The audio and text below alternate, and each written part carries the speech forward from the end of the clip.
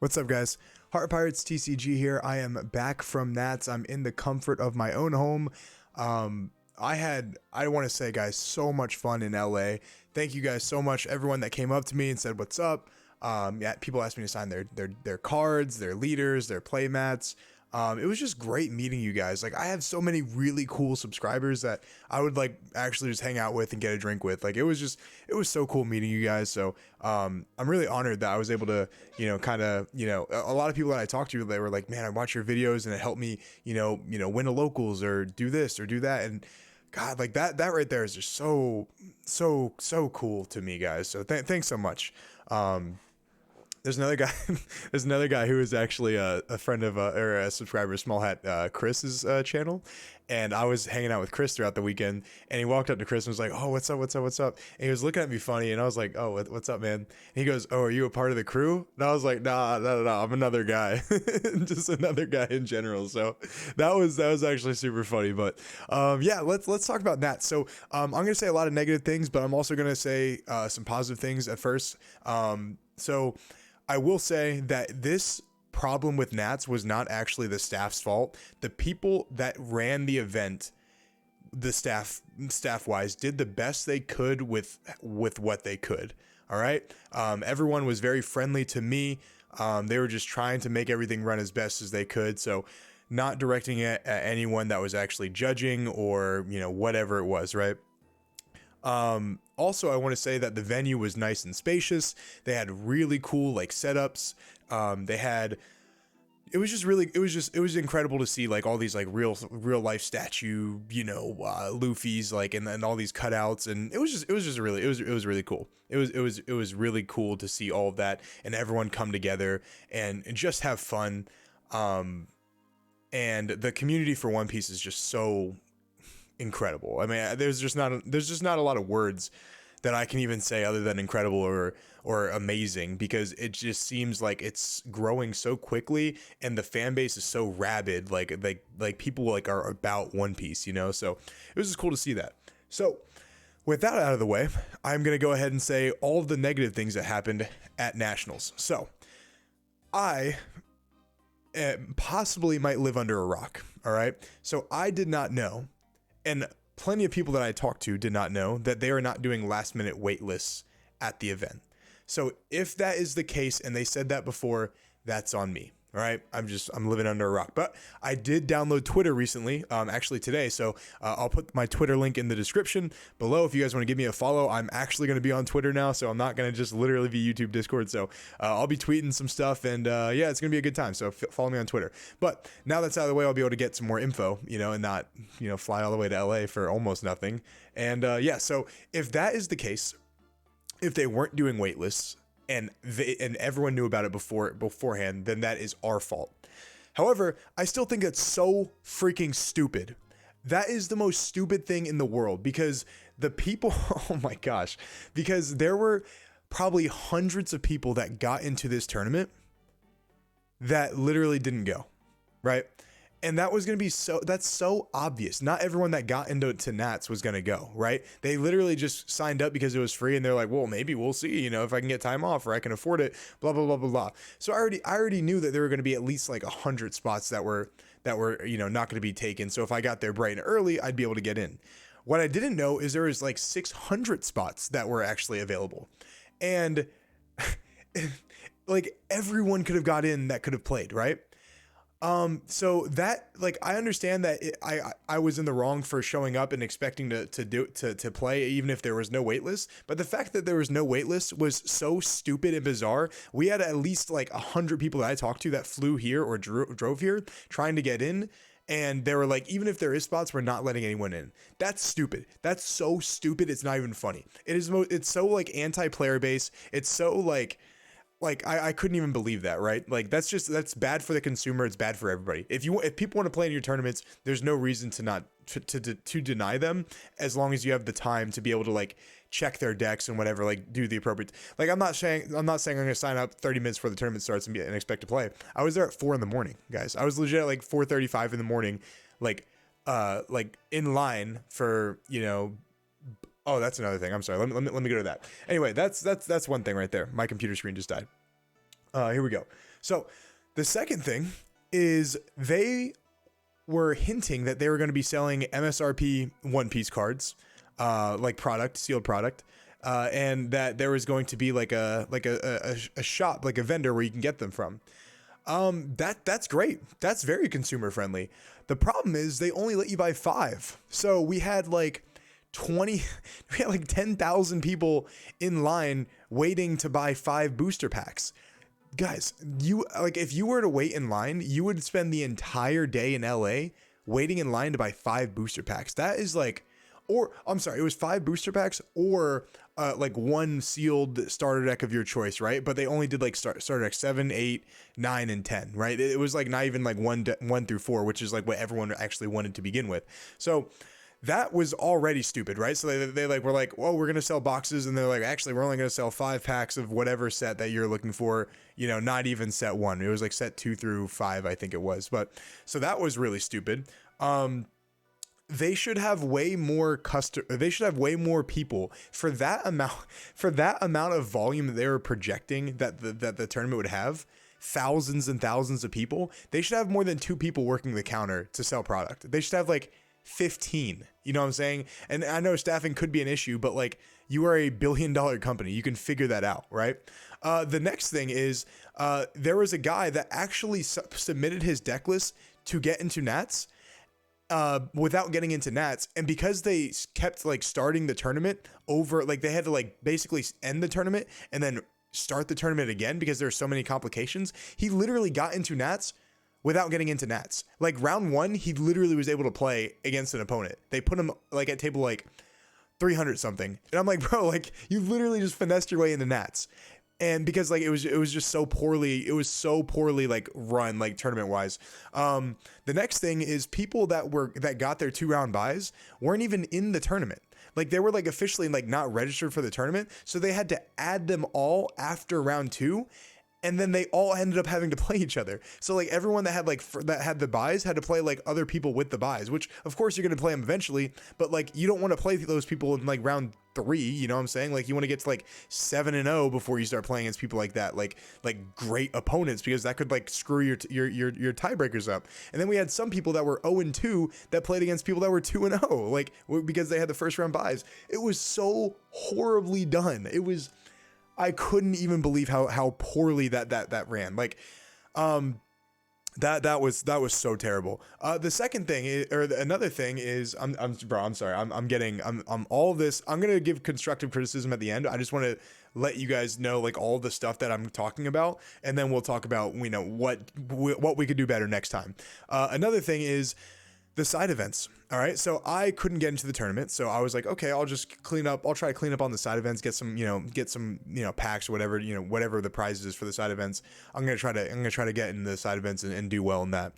And I asked about 10 different people about the side events, and they all gave me about 10 different answers. It was like, okay, get on the Best Coast Pairings app at 2 p.m. and then just sign up, and then hopefully you get in, right? And then one guy was like, actually, you got to, sign up in person. And then another guy was like, actually, you got to like, wait in line at the spectator something, or wait in line with the spectators to get into the tournament. I'm like, what? Like, this is all crazy, right?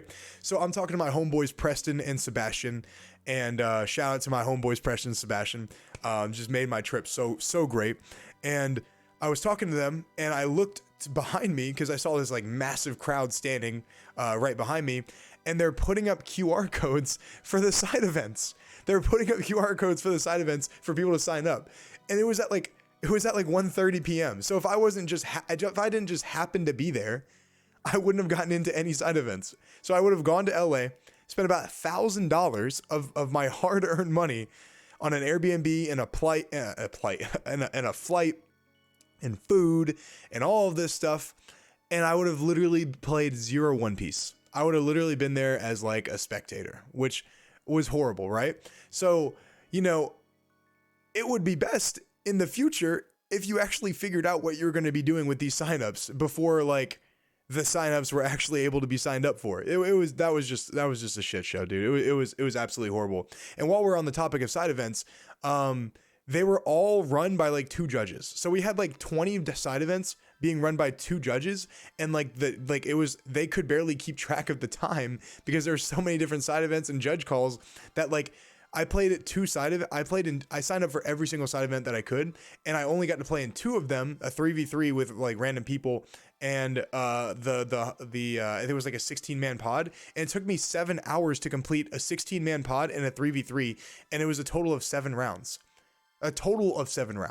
Which was just so horrible. It was so horrible. It was so hard to keep track of time because they were like overseeing so many different like tables, and it just made the whole day drag on. And then, while we're on the topic of the whole day dragging on, let me talk to you guys about what they did for the tournament. The tournament was supposed to start at 9:30 a.m. and then it literally started at 12:30 p.m. So 3 hours after it was supposed to start is when it started. However, the people with 2-round buys didn't even start until like legit 3 p.m. Like it was like maybe even 3:30. So and obviously everyone had to be there at the start of the tournament to like check in and whatnot. So people got there like 8:30, like maybe even 9 o'clock to play at 9:30 after they already like obviously did the pre-check-in on Thursday or maybe it was Friday. I don't remember. So once that happened, they literally had to wait an extra 6 or 7 hours just to even play round 3, which is technically their round 1. So what's the point of them even being there in the first place? So like everyone was like mentally fatigued at that point because they were just in the venue for like forever. They could have like explored LA or like gotten food or gotten breakfast or like done something, right? Like other than like just sit in the venue and just do nothing for 7 hours in a row. Absolutely horrible job. All right. And then the repairs. So as a spectator, I don't got a lot going on. You know what I'm saying? I'm just talking to subscribers. I'm trying to figure out information about the side events. I'm waiting in lines. And I hear we have a repair. I think it was like, I'm pretty sure it was like round 1. It was like a round 1 repair. And then like next thing I hear is like, we have another repair. And then they're like, be sure to check your Best Coast Pairings app to verify your opponent's correct, which is like pseudo repair, right? And then they're like, actually be sure to check the Best Coast Pairings browser to make sure that your information is correct, which is like another repair, right? So we're like, bro, there's no way. And then my homeboy Hasm told me that like actually there was like another repair like round like 7 or something like that. So there's like 4 repairs in one day, and like this, some of them were like 5 minutes into the round, bro. Like straight up, like people like legit like playing cards, put their life out, everything, like searching with brand new, and they're like, ladies and gentlemen, we have a repair. Like, bro, that is unforgivable. My homeboys told me that they were playing into some of their best matchups, and then they had to get repaired into some of their worst matchups. That, bro, I would be furious if that happened to me. So furious. Also, another reason to be furious is they cut the tournament about 2 rounds short. They had, from my understanding, 3 undefeateds left, and they cut the rounds because apparently the venue closed and they're not allowed to be there after close. And everyone that was like X2, or almost everyone that got X2'd, got snubbed from the top 64, right? There is supposed to be like, I think, well, obviously there's 64 people out, that are in top 64, but there were supposed to be, I think it was 18 X3s, or I'm sorry, yeah, 18 X3s that were supposed to be in top 64, but because the rounds got cut 2 rounds short, everyone's tiebreakers were like completely fucked, and people got like hardcore snubbed out of top 64. And guys, we're talking about like the biggest tournament of the year. People literally got snubbed from like the biggest tournament in the year when they dedicated probably like months of testing and grinding and blood, sweat, and tears and deck testing and all of this to play in a tournament where they were literally in the position to get to where they needed to be, and they literally couldn't get there because of bullshit, right? I don't really cuss a lot in my videos, even though I cuss a lot in real life, but like it's bullshit, dude. It's absolute bullshit. And I have a friend Hasm who goes by Zoomy on Discord. If you guys see him in the rank simulator, he'll mess y'all up. And from Jacksonville, where I'm from, that would literally finish 107th. He went X2. He went 8-2 and finished 107th and got snubbed from top 64. He's one of the best players. He is the best player in our city, and he's one of the best players in the world. And he couldn't even get into top 64 because the tiebreakers are so screwed. So that is so That is so heartbreaking, bro. Like, and when he complained about it, he got kicked out of the venue.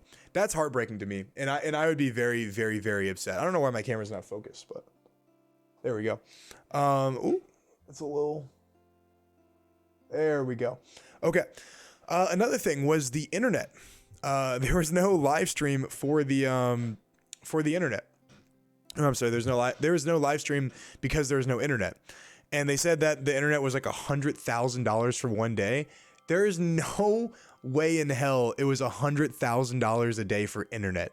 And even if it was, why don't you just charge people to play into the tournament that didn't get Nats invites to make up for some of those costs? If you would have been like, bro, give me $50 right now, everyone that was like wanted to play in the tournament, like someone like me, could play. And then the people that were like, you know, obviously like didn't have their Nats invites, if it cost $50, you would have made like $50,000 right there. So you're a $1 billion company. You can figure out the other $50,000 if you really want to.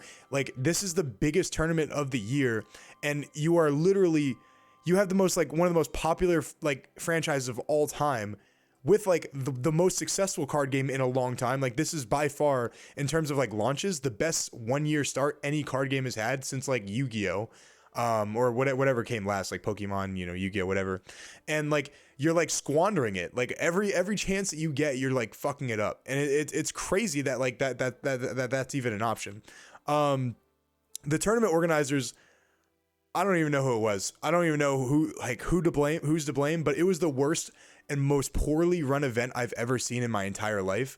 And that can't be forgiven. In my opinion, like there's no compensation for what happened. We had probably like 100 people that like could have realistically gotten top 64 and could have gotten thousands and thousands of dollars worth of cards that got robbed of that opportunity. I got robbed of the opportunity to even play in the tournament. And then we had people that literally like was just like waiting in line for hours and hours and hours. And we had people like, you know, it was just the worst run event I've ever seen in my entire life, guys. And that is something that I don't think I could forget. And, yeah, I had so many people in the comments section, or not in the comments section, in the comments section in the YouTube post that I made, and on Discord and in real life, talk about how shitty this tournament was. And I feel bad for everyone that was a part of this tournament. Because LA was so much fun. Traveling to a new city is so much fun. Meeting all of our friends that we've played with either on Discord or, you know, with that, you know, wherever we met in previous events, we're seeing them again was so much fun. I got to meet like people that I've never met before, like Keck Filet and Strongest Wizard, and I got to hang out with like Cross for a little bit. I got to hang out with Small Hat Chris for a little bit. Pac-Man TCG, One Piece TCG IRL. Like, if I forgot anyone, you know, I'm sorry. But yeah, people like that, like I got to see them, and it was just so much fun. As for constructive criticism goes, the only thing I can say is you have to be more organized as to what you are going to do before the tournament starts. You have to stress test all of these apps. You have to understand, okay, if people have a 2-round buy, how do we go about initiating a 2-round buy? Like, figure out the software before the tournament starts, so we avoid that hassle. If you have to repair, we have to repair, but you know, the repairs wouldn't be a problem if we didn't start 3 hours late, you know? Also, when it comes to venues, pick a venue, like try to tell the venue people, hey, we might run like an hour or two, like an hour or two over the venue closing. We'll pay an extra whatever it is so we can finish what we need to do, you know, because the money that you make from people actually like playing this card game is going to make up for whatever it costs to keep the venue open for another hour. Like it's like, I'm so sick of $1 billion companies like cutting corners and like trimming the fat to be able to even to be able to like stay open. It's like they're like so scared they're gonna like go out of business. Bro, you are not going out of business anytime soon. You have like 2.5 really successful card games on top of like a bunch of other stuff. Like Bandai does, like they have their hand in so many things. You're not gonna go bankrupt because you're spending an extra $200,000 you didn't think you were gonna do. It was just an absolute fucking nightmare. Absolute nightmare. just be more organized in general. Like, communicate with your employees. There's so many employees that literally didn't know what the hell was going on, bro. They were like, oh, let me ask this guy. And this guy was like, oh, let me ask this guy. And then this guy was like, well, actually, this guy that we talked to at first said this. And bro, everyone was like, like running around with their head cut off. Talk to your employees. Have a game plan as to what you're going to do. That's all the constructive criticism that I can even give you guys. Like, if anyone from Bandai is watching this, that can't happen again. Because from what I heard, I heard people were literally selling their collection because this pissed them off so much. My friend that got snubbed from top 64 said he's not gonna play One Piece for like a month to like just to get the salt, the taste out of his mouth of what happened this weekend.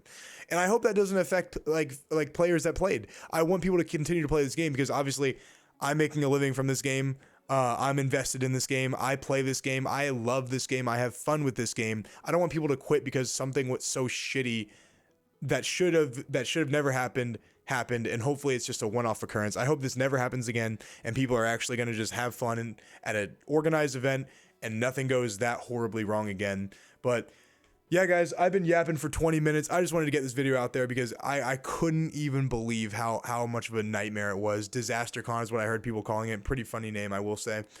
Much love to all of you guys. I will have so many videos coming out post Nats, and I just haven't been able to get to it because of Nats, obviously, and I've been traveling, but I'm back now. I got a Blurble Kaido list that I want to share with you guys that I think is going to be really cool, and on top of my Sakazuki deck profile that I went 15-1 in the side events with, and I got a top player pack, which contained a $3,000 killer card. So yeah, so I did pretty well on this weekend, and I'm just sad I didn't get to play, but follow me on Twitter, join our Discord if you want to, subscribe to the channel, like the video, and see you guys. Peace.